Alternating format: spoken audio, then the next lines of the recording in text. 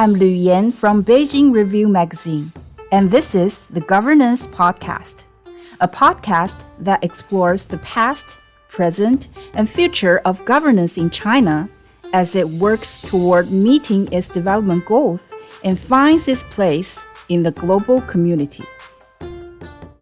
On November 9th, President Xi Jinping declared open the 15th National Games in Guangzhou, Guangdong Province. This year's edition of the Games, China's premier multi-sport event, was the first to be co-hosted by the country's two special administrative regions, with Guangdong Province sharing its hosting responsibilities with neighboring Hong Kong and Macao. The Games were therefore a landmark event in the development of the Greater Bay Area, a national initiative that enhances integration between Hong Kong, Macau, and 9 nearby cities in Guangdong Province, including Guangzhou.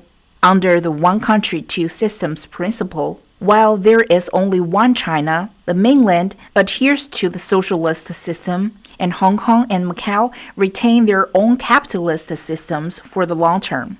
The people of Hong Kong administer Hong Kong, and the people of Macau administer Macau, both with a high degree of autonomy. President Xi pins high hopes on the development of the Greater Bay Area. In its recommendations for formulating the 15th Five-Year Plan for National Economic and Social Development, the Central Committee of the Communist Party of China, CPC, vows to enhance the role of the Greater Bay Area as an engine of the country's high-quality development. The recommendations were adopted at the fourth plenary session of the 20th CPC Central Committee in October. Xi headed the document's drafting team.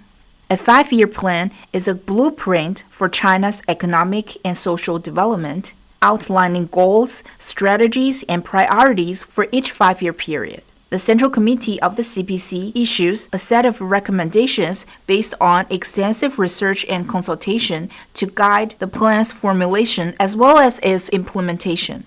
The 15th five-year plan period will run from 2026 to 2030. The recommendations also reaffirm adherence to the policy of one country, two systems, while pledging support for Hong Kong and Macau to better integrate into and contribute to the country's overall development.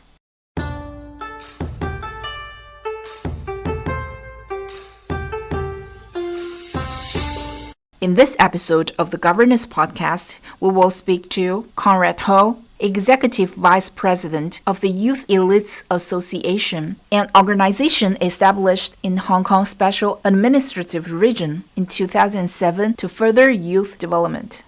Hi, Conrad Ho. Thank you for joining our podcast. How do you view the importance of one country, two systems?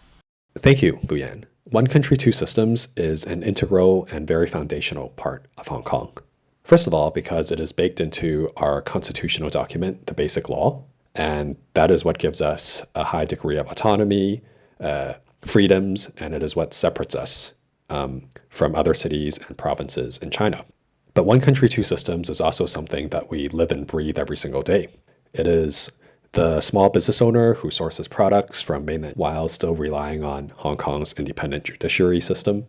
It is the Hong Kong student who studies a global curriculum but returns home to a family shaped by traditional Chinese values.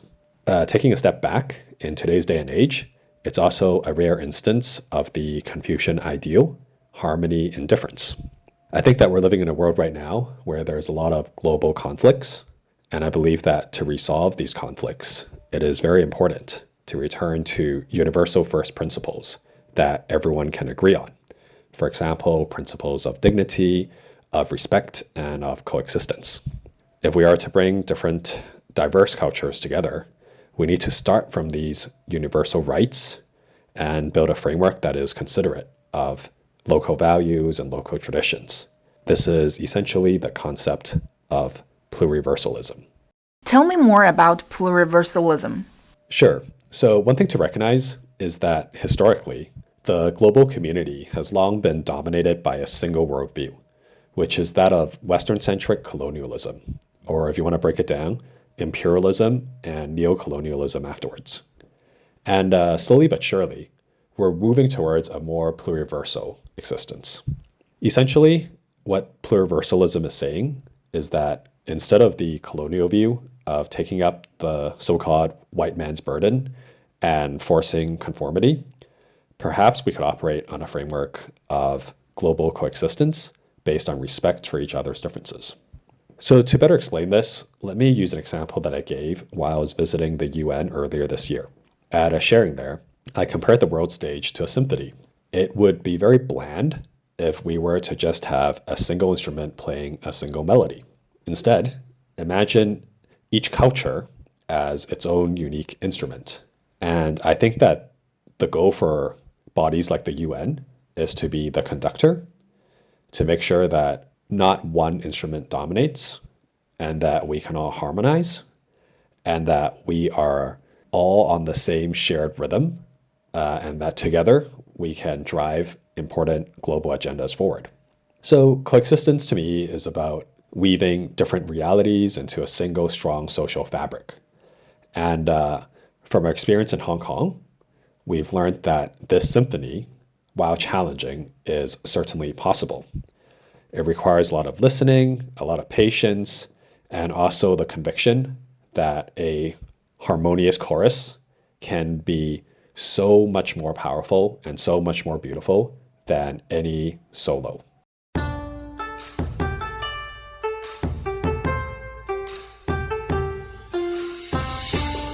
What tangible results has the philosophy of pluriversal coexistence brought about? Let me use Hong Kong as an example. So one tangible result is how diversity can actually help fuel our economy. Hong Kong has been pushing for more inclusive corporate governance. For example, the Hong Kong Stock Exchange now requires all listed companies to have at least one director of a different gender as of 2025. This fosters a greater variety of perspectives. It helps reduce cognitive biases, and it enhances connectivity. In turn, this helps build a more robust and more resilient economy. I believe that this commitment to diversity is a key reason why Hong Kong has been topping global rankings in terms of IPO fundraising. In the latest report, as of late August, Hong Kong raised over 150 billion Hong Kong dollars, which is more than 6 times that of last year. And this celebration of diversity doesn't just bring economic growth, but another thing that I think is very important is that it helps preserve and evolve core cultural values. For example, for us Asian families, filial piety is something that shapes not just family structure, but also our social responsibilities.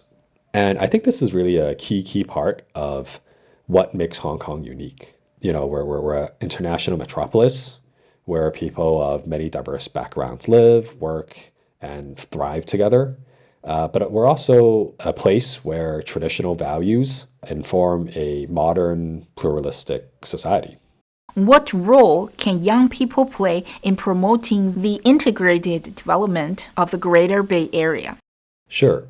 So you talked about the national games at the start of the podcast, and I certainly think that sports is a great way to bring everyone together. As someone who competed at a relatively high level in chess myself, I can certainly attest to the friendships that I've made along the way. Just this week, I will be meeting up with a fellow chess player from Poland who is currently living in Australia. And in fact, one of my closest business partners is also a friend that I made playing chess. Aside from sports, perhaps I could also share some initiatives that our organization, the Youth Elites Association, is doing. We currently partner with many organizations and even universities to organize internship programs in the Greater Bay Area.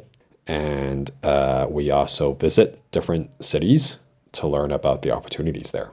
We can do this because we're quite fortunate that many of our members operate businesses in the Greater Bay Area, which gives us a strong foothold to grow these different initiatives. I think it's a great time to be a youth right now.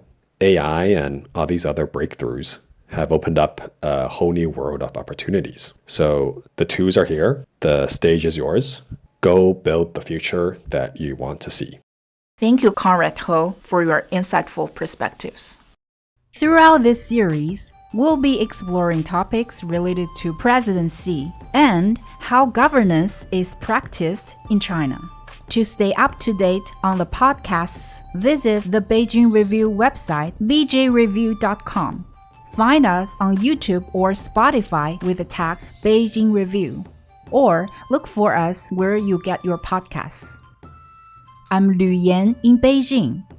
Thanks for listening to the Governance Podcast. Bye for now.